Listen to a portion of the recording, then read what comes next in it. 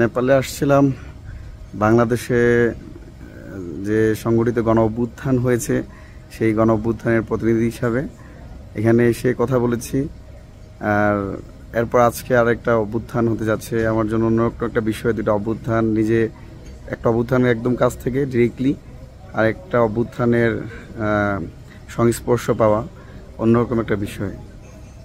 বাংলাদেশ থেকে আমরা নেপালের শান্তিকামী, মুক্তিকামী, দেশপ্রেমিক শিক্ষার্থী জনতাকে শুভেচ্ছা জানাই এবং আবারও আর কোনো মায়ের বুক যেন খালি না হয়, আর কোনো রক্তাক্ত পরিবেশ যেন তৈরি না হয়, সেটাই প্রত্যাশা করব। নেপালের জনগণের জয় হোক, আন্দোলনকারী নেপালের শিক্ষার্থীদের জয় হোক, আর কোনো নেপালের শিক্ষার্থী ভাই বোনদের যেন রক্ত না ঝরে।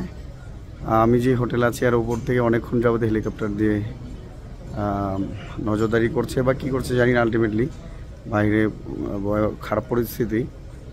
আর ইতিমধ্যে প্রাইম মিনিস্টার রিজাইন করছে। এখনও খুবই দুর্নীতিবাজ একজন প্রধানমন্ত্রী ছিলেন এবং তরুণ প্রজন্ম, ছাত্ররা, জেনজি তাদেরকে ঘৃণা করেছে। গতকালকে 20 জনকে হত্যা করেছে, আজকে শুনেছি আরও কয়েকজন শহীদ হয়েছে। তো এখনও থমথমে পরিবেশ।